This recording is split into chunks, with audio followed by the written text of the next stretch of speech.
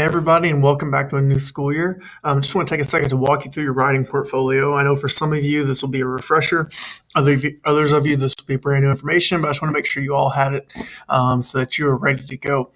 So basically, you have a writing portfolio.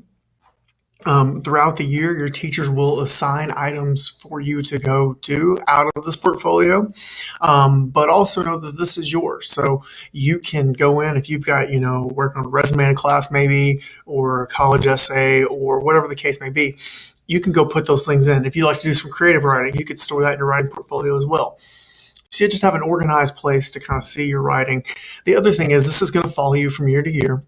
So every year, you'll end up in the archive folder of the writing from the year before, along with your new writing samples. So you can go back and see how you've grown as a writer, remember the feedback your teachers had given you, and just kind of progress. Because writing is an extremely important skill and one of the biggest ways that we now communicate. Because even though you don't always write on paper, you do a lot of typing through social media, through school, when you're at school, or when you get a job someday, you'll do a lot of email.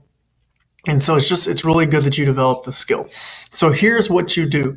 When it comes time and your teacher says, hey, we're going to put a sample in your writing portfolio, be that your English class or math or wherever the case may be, you're going to go up here and you're just going to search writing portfolios.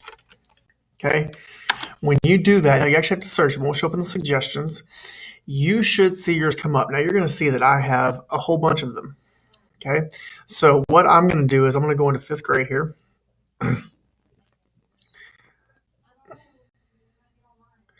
And anyways, you can see, and I've got to still have all of them. But we're going to go into this one. Okay. So when you search writing portfolios, it'll show up. And this is what yours will look like. You'll have a folder with your last name, comma, first name, dash, your student ID number. It should have underscore writing portfolios. Okay. Inside of that will be your samples.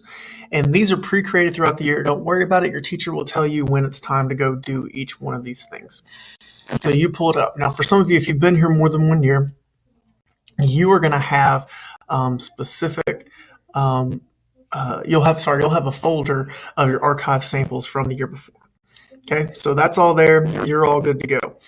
Now, I'm going to try and grab one that hasn't had anything done to it so you can see. So if they say, hey, it's time to do your beginning of the year timed writing, that's what BOY is.